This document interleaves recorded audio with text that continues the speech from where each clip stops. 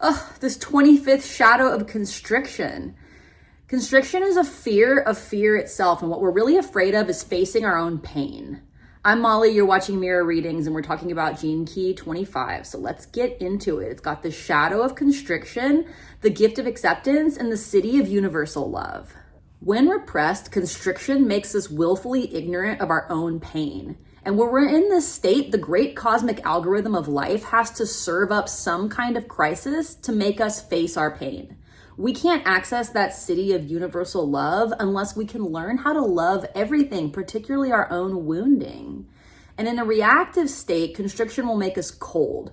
We become cold to everyone, but because we're being cold to ourselves, we refuse to embrace that little childhood self of ours that experienced whatever this pain is that we're still carrying with us as adults. Constriction takes everything way too seriously, and it holds on too tightly to stories about ourselves, our relationships, even our opinions.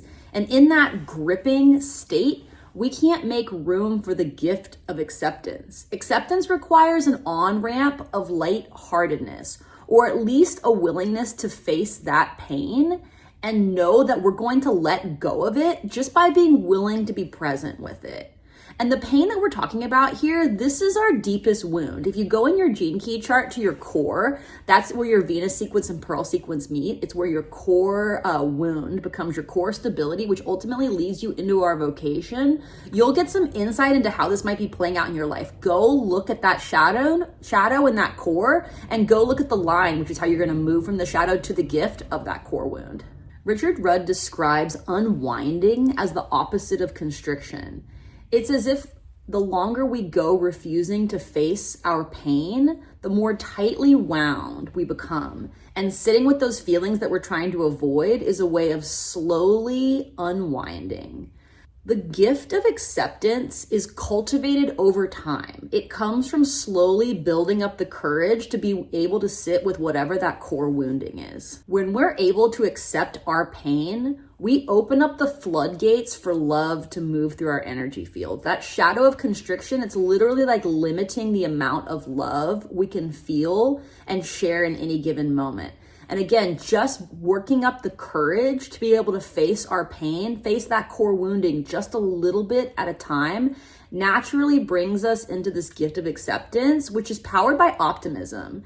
And optimism isn't like some fluffy like love and life thing. Optimism is absolutely necessary for survival. If we fall into pessimism at this stage in the human game, we're really fucked.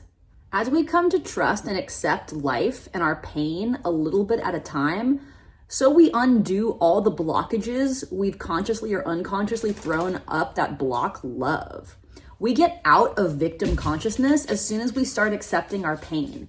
But as long as we're blocking feeling that pain, we also can't feel love. The frequency of acceptance carries with it a deep state of relaxation. But again, that relaxation occurs a little bit at a time. We have to sit with these different layers of pain and stories we've told ourselves to protect ourselves from pain to be able to move closer and closer towards stabilizing that gift frequency of acceptance. But once we do, and once we come to love our own pain, we're automatically on our way to that city of universal love. We cannot access universal love until we love everything, including our own core wounding. This 25th city of universal love has a unique feature in that it's totally contagious.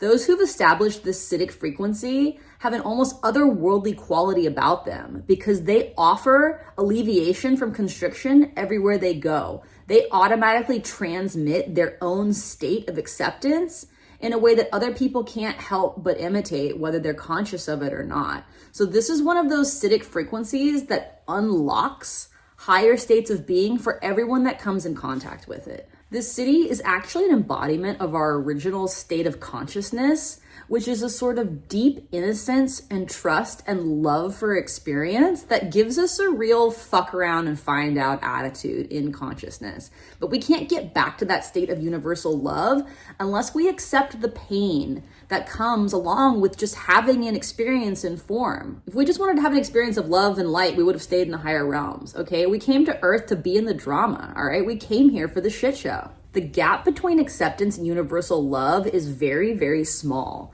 And once we bridge that gap, it's as if we're a chalice for pure consciousness to work through, because there's nothing that we're trying to avoid. We're the perfect vessel for the Creator to shine light through, because there's nothing that we're afraid of. Not our pain, not other people's pain, the pain of the world, nothing.